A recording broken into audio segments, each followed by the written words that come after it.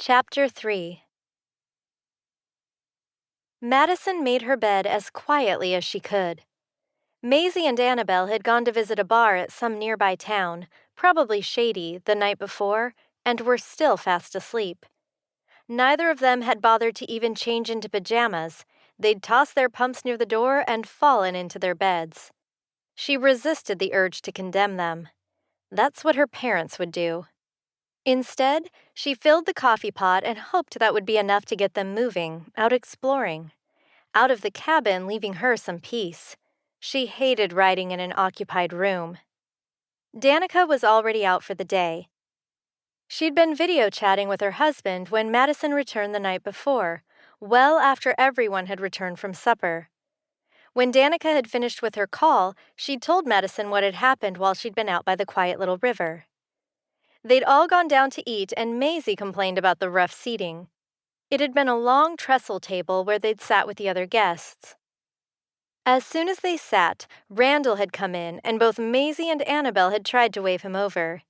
He'd just waved back and taken his plate to the other end, sitting with a bunch of kids.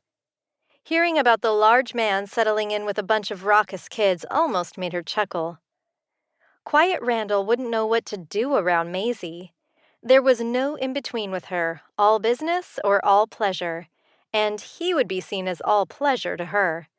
It wasn't that she didn't know her craft, she knew it too well. There wasn't anything more important to Maisie than writing the next bestseller, except maybe Min Friend she seemed to keep on a string.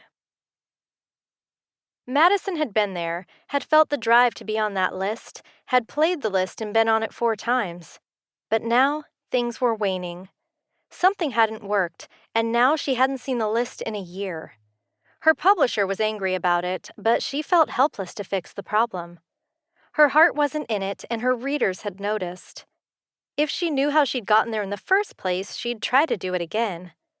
Maisie would know. She knew the ins and outs of the USA Today and New York Times lists better than anyone. But Madison was not going to give her any reason to think they were in competition. That would be deadly for her career. Danica pulled open the door, took one look at the ladies still abed, and tipped her head toward the door for Madison to follow. Madison grabbed her cell off the table near her bed, shoved it into the back pocket of her jean shorts, and rushed out. The coffee pot would have to work its magic by itself. "Morning. They're still serving breakfast if you've a mind to go down there. That cowboy who met us when we came in, Randall, he came and asked about you." Madison felt a sudden zing of excitement in her chest. Min never asked about her. She was too quiet, too bookish, and too terrified to spend time with them for any of them to show an interest. When he'd taken her by the hand the day before, it had been a whole new experience. While she understood, in intimate detail, what went on between men and women, she'd never had the good fortune to experience it, and she was sorely afraid that it wouldn't live up to what she'd written about it. She wasn't the only author faking knowledge about romance. Danica nudged her from her thoughts as she kept talking. "He asked if you made it back to the room last night, seemed a little worried about you. Did you do something last night? I thought it was just those 2 party girls I had to worry about." If only. She tamped down images of Randall's broad shoulders and that oh-so-charming cowboy smile. "No, I wasn't doing anything. Randall caught me in the stable trying to find a little quiet. He showed me a stream where I could sit and think and be alone. End of story."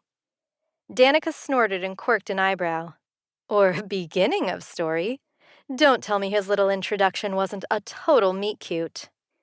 It was, but Madison wasn't about to admit it. He was a cowboy from the middle of nowhere, Wyoming, and she was from New York. What could ever come of it? Other than maybe a little fun. But the more her mind wandered that way, the more she felt like Maisie, and that shoe didn't fit this Cinderella. They strolled along the path toward the main house. Now that she'd left her room, she realized she was hungry. The scenery of distant mountains and verdant grass would inspire a book, but not a new topic of conversation. Madison looked for somewhere to direct their chat other than the obvious handsome cowboy. Thankfully, Madison noticed something in her friend's hand. Danica carried her e-reader. "What you reading?" It was the perfect question for an author. They always love to talk books. Danica gave her a slightly bewildered stare and held up the green leather carrying case. It's my Bible. I was getting in some good quiet reading to start the day. That hit Madison like a Mack truck. Danica was a Christian? Like Madison's parents? But Danica knew what Madison wrote and still chose to talk to her. A lot. But you write... Danica dipped her head with a challenging stare. I write inspirational romance. You assumed that I wrote the same smut as all of you because I hang out with you in the same group. But mostly I just look for marketing tips. Christian romance? How does that even work? Did they even allow that? Her readers wanted those naughty scenes. Even her agent had said there had to be a sexy scene for every certain number of pages. Make it fit. That's what sold copies. Yet Danica was on the retreat with them. She must sell something. Danica laughed heartily. Christians kiss too, and are tempted, and feel the same trembling and heat that the rest of the world feels. We just handle it a little differently. Sometimes. No one is perfect. That wasn't what her parents would say. She'd never even seen them kiss, hold hands, nothing. You must be a more accepting Christian than others. I don't think you're ready to have this conversation before breakfast. I'll meet up with you later and talk about it, but for now... Her gaze rose to the front porch of the main house. I think there's a cowboy who wants to make sure you eat a hearty breakfast. She laughed again and waved as she walked off down a path toward the back of the ranch house. Madison locked glances with the aforementioned cowboy and had to tell her feet to keep moving because everything in her wanted to stop and stare. Randall was standing on the porch, heavens alive. He wore a white tank covered with an unbuttoned light blue cotton shirt that hung open wide in the breeze, showing just a hint of tan shoulders that made her want to see more. His jeans were just loose enough that they hung on his hips. He leaned with his shoulder against a post, his head tipped forward and his gaze taking in her every move. He was every Western romance hero she'd ever seen, but no book could quite compare. Her tongue was suddenly twice its normal size, and she struggled to speak. As she made it to the steps, he shifted to give her room. His eyes were a deep, captivating blue, hidden and almost mysterious beneath his dark Stetson. Morning. Glad to see you made it back. The man's voice was like velvet. She nodded, hoping her own would work. It was an easy trail to follow. Thank you again. The side of his mouth quirked, and he hit her with dimples. Was there any part of him that wasn't so completely masculine? He made every cosmopolitan male she passed daily seem... wanting. He shifted and dropped his arm casually at his side as he rested against the post, staring at her. I'll be out working for the next few hours, but I've got openings later this afternoon if you want to learn to ride. Horses were not her thing, never had been. She'd been the only 12-year-old girl in the county who hadn't begged for a pony. She'd had enough of horses for a lifetime, or so she'd thought. But would her need for solitude outweigh her desire to see a little more of the quiet cowboy? And was he worth literally getting back in the saddle for? Randall's focus wasn't what it ought to be, and he knew better. Braden rode up next to him on his big bay gelding, his shoulders hunched slightly, and pinned him with a look. Braden wasn't much for words, but he could convey a book with just one raised eyebrow. What are you playing at, Kent? We're out here to round up, not let through. Yeah, he knew it. They were putting on a pretend cattle drive tomorrow, so they had to move enough of the small herd to the front pasture. If they didn't move the herd now, they'd still be too worn out to be herded the following day. Sorry, I'll get my head on straight. And he'd better. Succumbing to distraction while riding a large, often dangerous animal was a bad idea.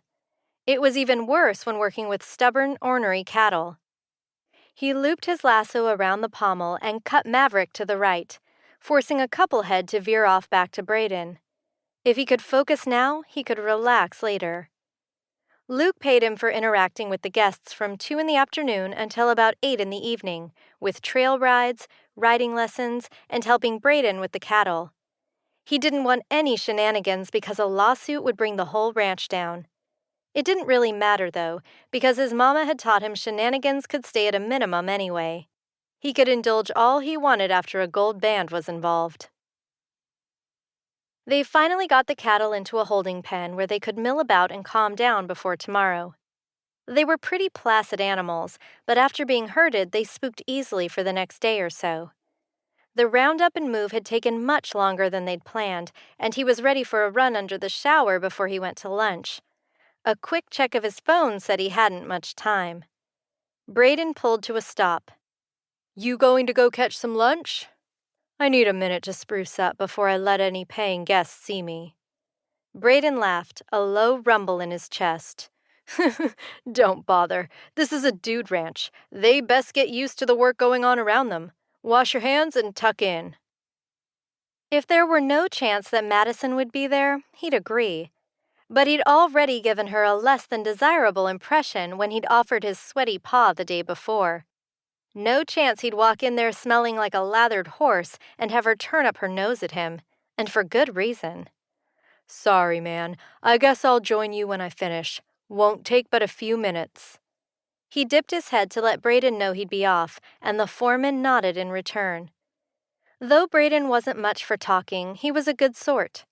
But like Randall, he was just too quiet to find anyone to spend the rest of his life with. Maybe working at a dude ranch where there would be a constant stream of options would open doors for the both of them. He reached the stable and dismounted. Maverick's back twitched, happy to be rid of his saddle. Randall gave him a quick brushdown. The huge dark quarter horse was dusty after being out on the range, and he leaned in with every stroke of the curry comb. As Randall led Maverick into the barn, he couldn't help but glance hopefully at the camp chair Madison had been in the afternoon before. He'd told her she couldn't come, but that sign hadn't stopped her then, so why would his words? The chair was empty, and why wouldn't it be? He'd told her he was working until after lunch. She was probably doing whatever it was Luke had planned for the guests that morning. Though he couldn't quite picture Miss Legs in a gunny sack race. He just might give up a week's pay to see it if she did. He'd have to rush to get a cool shower in and to finish lunch. If Madison came to get a lesson, he wanted to be ready, and he prayed she would because he couldn't really seek her out. There were plenty of trails to show her, little areas that he'd explored and would love to share, but not with just anyone. Madison, though he hadn't seen much of her, seemed like she could be more than just anyone. He already found himself planning his day around seeing her.